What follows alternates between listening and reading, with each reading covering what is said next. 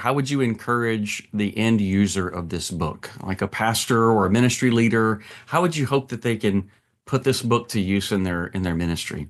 I think that what I learned in the process of writing the book is that a focus on union with Christ is actually the start of everything.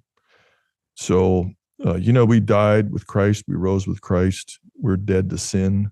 Mm. And because we live with Christ, we are now instruments or weapons, it could be translated, of righteousness. But it's not it's not because, that's Romans 6, that's not Romans 2 or 3.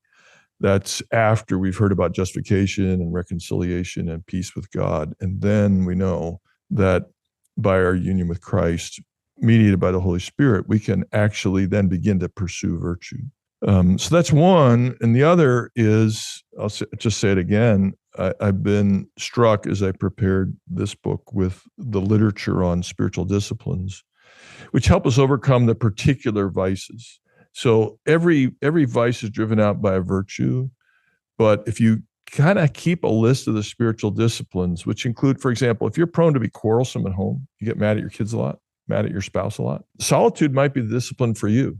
You find yourself getting angry, you don't just grit your teeth and say, I'm not going to get angry. I'm going to be calm. I'm going to be rational. Doesn't always work. What you might find is that 30 minutes of solitude, which the church has advocated for a long time, would help you get away from your excitement, ungodly excitement. Or if you are constantly dissatisfied with the things around you, it could be that silence about what's wrong until you can see what's right, or what's beautiful is the way forward. So as I see it, the chapters on the particular vices and virtues are in the middle. So it starts with union with Christ, and then we have lists of vices and virtues, and we'll look at some of them and say, that's not really a problem I have. I don't get angry. Let's say somebody says, that's just not my issue. But there is an issue. If you read all the chapters, you'll find something you need to work on.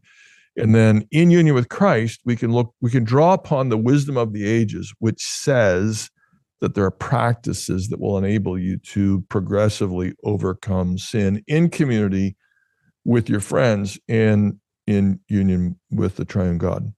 Robbie, how would you counsel someone in your classes to put a book like this to work in their ministry?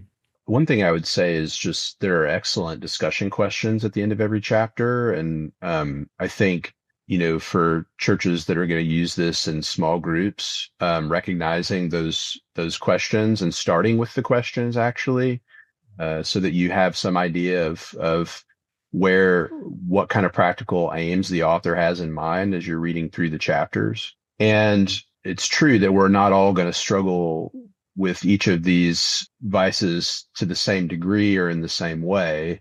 And, if we're in a group of people, we'll need each other in those areas where we do struggle. And so I think it's useful to really use those questions to be honest about those areas where we do struggle and to inquire before the Lord what it would look like for us to support each other in our war against the flesh in the power of the Spirit.